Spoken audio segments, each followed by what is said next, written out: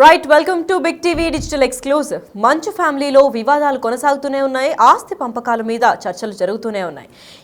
ఇదే పరంగా మనం చూస్తున్నట్లయితే మంచు ఫ్యామిలీలో ఇంకా కొనసాగుతూనే ఉంది. దుమారంగా మారుతుంది వీళ్ళ వివాదాలు. ఆస్తుల పంపకాలపై రకరకాలుగా చర్చలు కూడా కొనసాగుతున్నాయి. ఇదే విధంగా మోహన్ బాబు ఆస్తుల విలువ దాదాపు 600 కోట్ల పైమాటే ఉంటుందని కూడా ఇప్పటిదాకా ఇన్ఫర్మేషన్ ఉంది. ఇటీవలే వివాదాల నేపథ్యంలో పంపకాల గురించి టాపిక్ వచ్చినప్పుడు ఎలా చేస్తారన్న దానిపైన జోరుగా ప్రచారం జరిగింది. అయితే ఇప్పటికే జల్పల్లి నివాసం నుంచి మనోజ్ను ఖాళీ చేయించాలంటూ మోహన్ బాబు ఫిర్యాదు చేశారు. ఇది మనందరికీ తెలిసిందే. అయితే నిన్న లేటెస్ట్గా ఫిర్యాదు చేసిన తర్వాత ఆస్తులు మోహన్ బాబులు కష్టార్జితం. అయితే ఎవరికి ఎక్కువ ఇష్టమో, ఎవరికి నచ్చిన వాళ్లకు ఇచ్చుకోవచ్చు అని ఉంది. కాకపోతే సమానమైనగా వాటా ఇవ్వాలంటూ చట్టంలో ఎక్కడా కూడా లేదు అని కూడా చెప్పుకొచ్చారు. అయితే వారసత్వంగా వచ్చిన ఆస్తుల విషయంలో మాత్రం అందరికీ సమాన హక్కులు ఉండాలి అని చెప్పి కూడా ప్రభుత్వం నిర్ణయించింది. అయితే దీని గురించి ఏమవుతుంది? మనోజ్కు ఇది బిగ్ షాక్ తగిలేటట్టు అనిపిస్తుందా, లేదా ఆస్తులన్నీ మంచు విష్ణుకే వెళ్తాయా అన్న దీనిపైన చర్చ అయితే భారీ స్థాయిలో వెళ్తుంది. అయితే మంచు ఫ్యామిలీలో ఇంకా వివాదాలు కొనసాగుతూనే ఉన్నాయని చెప్పుకోవచ్చు. అయితే లేటెస్ట్గా వచ్చిన అప్డేట్ దాదాపు 600 కోట్లు పైమాటే ఉంటుంది మంచు మోహన్ బాబు ఆస్తి. దీని పంపకాల గురించే ఈ గొడవంతా అని అంటున్నారు. అయితే ఈ ఘటన పైన మరింత ఇన్ఫర్మేషన్ ఇవ్వడానికి మా ప్రతినిధి శ్రీపాల్ అందిస్తారు. శ్రీపాల్, చెప్పండి. మంచు మోహన్ బాబు ఆస్తులు దాదాపు 600 కోట్లు పైమాటే ఉంటాయంటున్నారు. అయితే ఆస్తులు ఈక్వల్గా పంపించుకోవడానికి ఎక్కడ కోర్టులో కూడా లాస్ లేవు, ఇష్టం వచ్చిన వాళ్ళకే ఆస్తులని ఇవ్వచ్చు అని చెప్పారు మోహన్ బాబు. అయితే ఈ పరంగా విష్ణుకి అన్ని ఆస్తులు దక్కుతాయి అనుకోవచ్చా? ఖచ్చితంగా ఈ దక్కుతాయని చెప్పుకోవచ్చు. మంచి ఫ్యామిలీలో కొనసాగుతున్న దుమారం అయితే ఆస్తుల పంపకాలపై రకరకాల చర్చ జరుగుతుంది. అయితే మోహన్ బాబు ఆస్తుల విలువ ఇప్పుడు 600 కోట్లు పైమాటే అంటున్నారు కొంతమంది సన్నిహితులు. ఎందుకంటే ఇటీవల వివాదాల నేపథ్యంలో అయితే పంపకాలు అయితే ఎలా చేస్తారన్న దానిపై అయితే జోరుగా ప్రచారం జరుగుతుంది.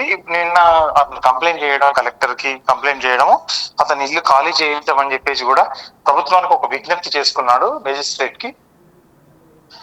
ఇప్పటికే జల్పల్ నివాసం నుంచి కూడా మనోజ్ను ఖాళీంచాలంటూ మోహన్ బాబుకి ఫిర్యాదు చేయడం జరిగింది. అయితే ఆ ఆస్తులు మోహన్ బాబు కష్టార్జితం అయితే నచ్చిన వాళ్ళకు కూడా ఇచ్చుకోవచ్చు, సమానం వాటా ఇవ్వాలని చట్టంలో ఎక్కడా కూడా రాసి పెట్టలేదని చెప్పుకోవచ్చు. వారసత్వంగా వచ్చిన ఆస్తుల విషయంలో మాత్రం అందరికీ సమానమైన హక్కే ఉంటుంది ఖచ్చితంగా. ఎందుకంటే మోహన్ బాబు గారు ఆయన ముందు జాగ్రత్తగా చాలా వరకు ఆలోచించి చేసినట్టు తెలుస్తుంది. ఖచ్చితంగా ఇది మంచు మనోజ్ కి వర్సెస్ మంచు విష్ణుకి జరుగుతున్న యుద్ధం అని చెప్పుకోవచ్చు. ఖచ్చితంగా మంచు మోహన్ బాబు గారు ఎటువైపు ఉంటే ఖచ్చితంగా అటే ఆస్తులు వెళ్తాయని తెలుస్తుంది లక్కి.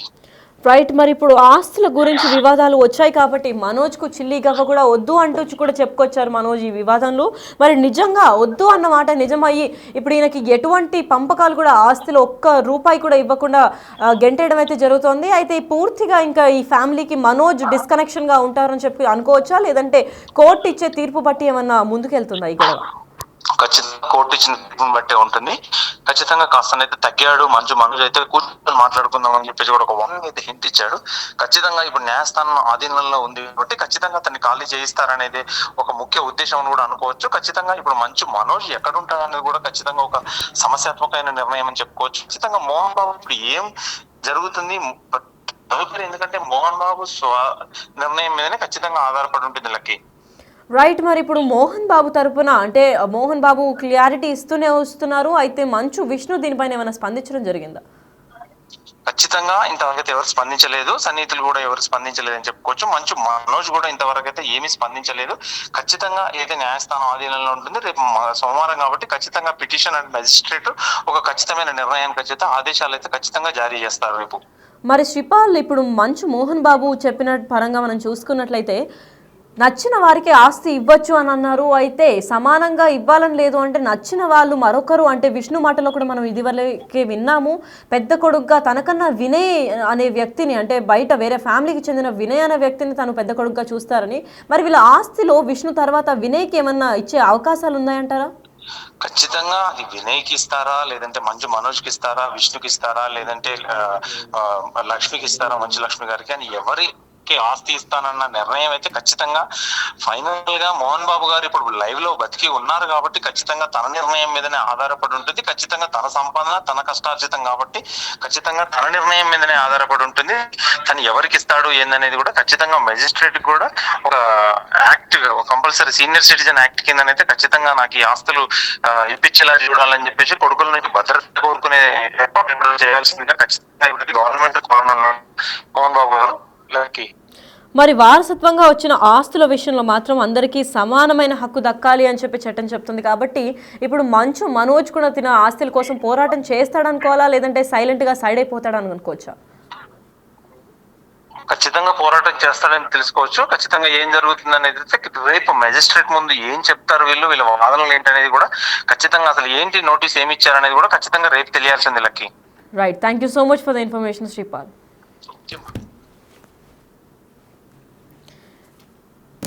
ఎస్, అయితే మంచు మనోజ్కు బిగ్ షాక్ తగిలినట్టే అవుతుంది. ఎందుకంటే ఆస్తులన్నీ కూడా విష్ణుకే అని చెప్పి ప్రచారాలు అయితే జోరుగా కొనసాగుతున్నాయి. అయితే ఇదే నేపథ్యంలో మంచు ఫ్యామిలీలో గత కొన్ని రోజులుగా కొనసాగుతూనే ఉంది ఈ దుమారం. అంటే వివాదంగా స్టార్ట్ అయ్యి ఇది మొత్తం దుమారం లేపుతోంది. ఆస్తుల పంపకాలపై రకరకాల చర్చలు కూడా సోషల్ మీడియాలో ఇంకా పలు రాష్ట్రాల్లో కూడా, అంటే ఆంధ్రప్రదేశ్ ఇంకా తెలంగాణలో కూడా పెద్ద చర్చనీయాంశంగా ఈ టాపిక్ అయితే నిలిచింది. అసలు మనోజ్ ఎందుకు బయటకు వచ్చారు, ఎందుకు వీళ్ళ నివాసం ఖాళీ చేయించమని మోహన్ బాబు చెప్పారు, అసలు వినయ్ అన్న వ్యక్తి ఎవరు, విష్ణు ఎందుకు వెళ్ళి చక్కెర పోసారు, ఇదంతా ఒక కన్ఫ్యూజ్డ్ గేమ్ లాగా ఉన్నప్పటికీ దీనికి ఎప్పుడు ఎండ్ కార్డ్ పడుతుంది అని అనుకునే టైంలో ట్విస్ట్ మీద ట్విస్ట్లు అయితే బయటకు వస్తున్నాయి. అయితే మనం అంచనా వేసినట్లుగానే మోహన్ బాబు ఆస్తుల విలువ దాదాపు 600 కోట్ల పైమాటే ఉంటాయన్న విషయం మనందరికీ తెలుసు. అయితే ఇటీవలే వివాదం నేపథ్యంలో కూడా పంపకాల గురించి టాపిక్ వచ్చినప్పుడు ఎలా చేస్తారన్న దానిపైన అంటే మొత్తం ఇరు రాష్ట్రాల్లో కూడా జోరుగా ప్రచారం జరిగింది. అయితే ఇప్పటికే జల్పల్లి నివాసం నుంచి మనోజ్ను ఖాళీ చేయించాలన్నారు.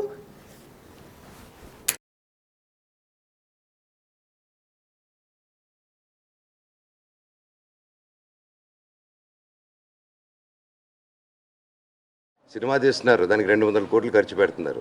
అది ఎక్కడి నుంచి వస్తుందని కూడా తెలియట్లేదు.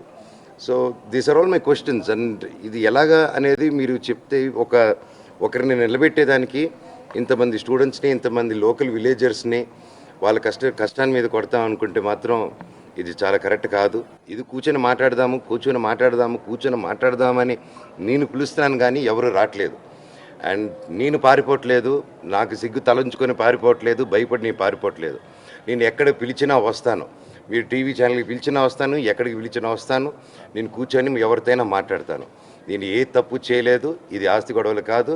ఈ పోరాటం ఇది నా స్టూడెంట్స్ కోసం, మా విలేజర్స్ కోసం, మా బంధువుల కోసం అక్కడ. Thank you. అండ్ ఇంకోటి అండి, అండ్ ఇప్పుడు మీరందరూ చూశారు ఎందుకంటే ఈ టోటల్ ఎపిసోడ్లో వాళ్ళు అబద్ధాలు ఆడుతున్నా దొరికిపోతున్నారు. ఎందుకంటే ఈ టోటల్ ఎపిసోడ్లో మీరందరూ కవర్ చేస్తూనే ఉన్నారు. ఆ రోజు నేను డీజీపీ గారి ఆఫీస్ నుంచి మా ఇంటికి వచ్చేసరికి మా పాప ఇంట్లో ఉన్నది. సో ఆ ఇష్యూ వల్లే లాక్లే వేసుకొని మా పాపని కారు ఎక్కించి బాడీ గార్డ్స్తో సిటీకి పంపించేద్దాం ప్లాన్లో ఉన్నారు. నేను ఆ పసిబిడ్డకి అలా అవ్వకూడదని చెప్పేసి ఆ రోజు అందరి ముందే గేట్లు దోసుకుంటూ లోపలికి వెళ్ళాను. సో ఇది మీ ముందే జరిగింది, నన్ను ఆపారు. ఇప్పుడు నేను తిరుపతికి వెళ్ళినప్పుడు తిరుపతిలో యూనివర్సిటీకి వెళ్ళక్కర్లేదు, ఓకే దాని మీద వాళ్ళు తీసుకున్నారో కోర్టు చూసుకుంటుంది. కాకపోతే లోపల నా ఇల్లు ఉంది, నా వస్తువులు ఉన్నాయి. ఆ బేసిక్ రైట్ కూడా ఇవ్వకపోతే ఒక మనిషికి నేను ఏం చేశాను, దానికి ఏం చేశాను బాబు చెప్పండి అంటే దానికి క్వశ్చన్కి ఆన్సర్ ఉండదు. సో ఓకే మా ఇంటికి రానిట్లేదు, ఓకే పోనీ పెద్దల పండుగ మా తాత నాన్న సమానం దండం పెట్టుకుని వెళ్తారంటే దానికి బౌన్సర్లకు సుమో తీసుకొచ్చి అడ్డు పెట్టడం, కర్రలతో దిగడం మీరు చూశారు.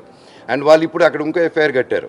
నేను గేటు దూకారంటే అక్కడే సిఐ గారు అందరూ పోలీస్ ఆఫీసర్లు ఉన్నారు, మీ బృందం మన ప్రెస్ బృందం మొత్తం ఉండింది అక్కడ. గేట్ ఎవరో ఎక్కి దూకి వాళ్ళు గేట్ ఓపెన్ చేసి నేను నడుచుకుంటూ లోపలికి వెళ్ళారు. అంతేగాని నేను గేట్ ఎక్కి దూకాను, నేను ఎవరన్నా కొట్టరాని చోట కొట్టాను ఆ గేట్ ఎంటర్ అయ్యేటప్పుడు. ఇంకా నోటికి అబద్ధం వస్తే పక్కన ఎవడ ఏ సలహా చెప్తే అది రాసుకుంటే లాస్ట్లో ఒక సైన్ పెట్టడం, ఎఫ్ఐఆర్ రేజ్ చేయడం.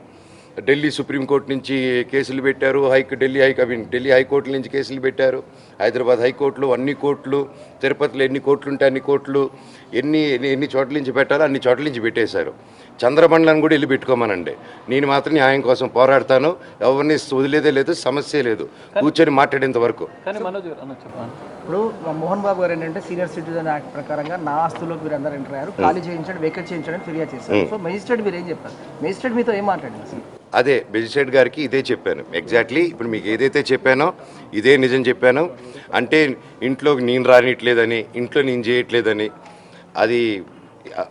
అది చెప్పేదానికి కామెడీగా ఉందండి. అది నేనెందుకు రానియకుండా ఉంటాను, మీరందరూ హ్యాపీగా రండి, నేను రానికపోతే అదే.